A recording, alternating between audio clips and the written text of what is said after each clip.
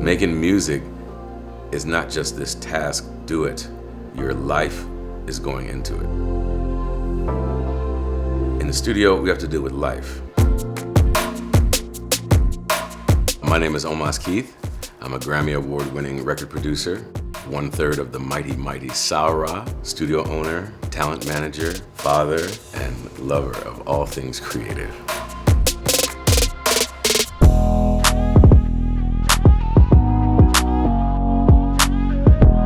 When I walked in this place, it was lit. It was like, wow. I just saw a room bathed in light with these vaulted ceilings and a brick wall, and I knew it. I was like, brick wall, yo, wow.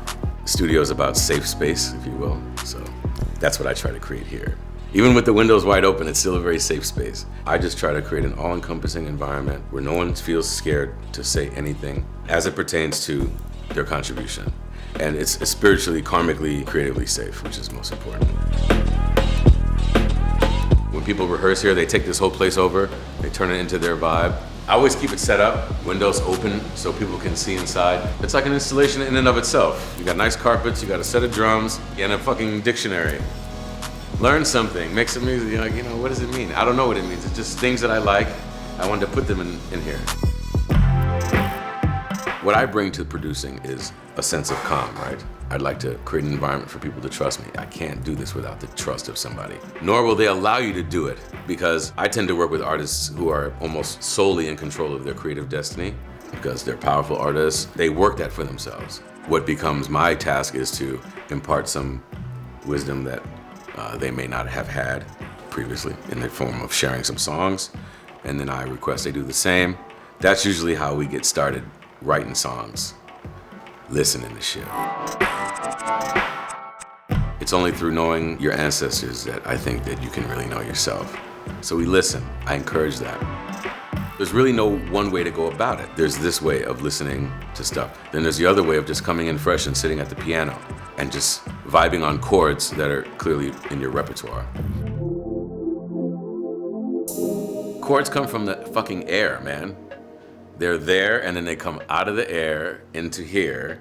For me, analog's always been my go-to. Anything that's warm, fuzzy, you know, anything that's round. In the analog world, I just know I can always rely on my Juno 106 every time. There's never a time where it's not appropriate, it seems like. That SH-101 is so easily programmable. It's so intuitive. You can use it with your eyes closed and just be like Stevie. Every session calls for different sounds. My Wurlitzer has been a go-to since I was 20 years old. The first thing I ever bought with real money, and it was only $300 when I bought it. I have affixed to this a set list that has been on here, dusty, for now 10 years, man. Saura songs, Love's Ours, Rosebuds, Dirty Beauty, Hollywood, Glorious, Can I Get You High, Breezy Lovejoy set, Anderson .Paak. He had a set in between, and he was also our drummer. Damn. Any output from me, musically, initially was based on beat making, all of it. Anything that was ever being mixed down started as a beat for me.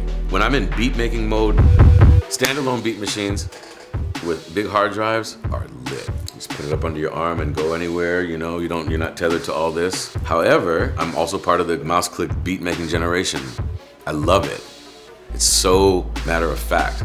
It's like the final frontier of precision and really getting what you want. The drum machine has a much more experimental aspect to it. You maybe quantize your kick drum or one aspect of the loop to keep things grounded, and then the rest is just nature, banging on pads, like. And I also play the drums and make it a beat that way. Just make a beat on the drums. Technically, you just want to make sure you got a U47 or an ELAM or a C12 or something fly to capture the great vocal. For the past 9 years almost, there's been just a gradual shift from people using vocal booths. And now we just basically see no one in a booth anymore, because it's ultimately very impersonal. When I worked with Frank Ocean on Channel Orange, there would be times where we would be cutting vocals and I would literally be like right there next to him. Because the barrier, you don't want this barrier. You're working with a star, you can't have hindrances and things getting in your way of getting things down. So great technology is, needless to say, something that I hold in very high regard. and then I'm always on the quest for more of it. Well, I'm a Pro Tools guy, so I'm running Pro Tools HDX. Most notably, I think right here is I have the Slate Raven setup. It's really cool, turns these screens into big old iPads. Got the full accompaniment of plugins. Got my PMCs and my NS10s, trusted NS10s, because that's just where I come from. I've got the Avatone clones, but they're powered, different vibe. We've got the trash can there, which nodes the whole situation. And we've got the Grammy there as a constant reminder of like what can happen if you just work and don't really care about one. That's how I got it. Back here we got what is foundational to hip hop. This is 2 turntables, rocking a Tractor. Shout out Native Instruments, the homies. I really like looking in the gallery. You know, it's like some Scarface type shit or whatever, you know, far-fetched fantasy, minus all the blow and guns. All the art offerings are what are eternal and forever. So you make it, it's perpetual. I mean, this is why we're here. We all know the importance of the music.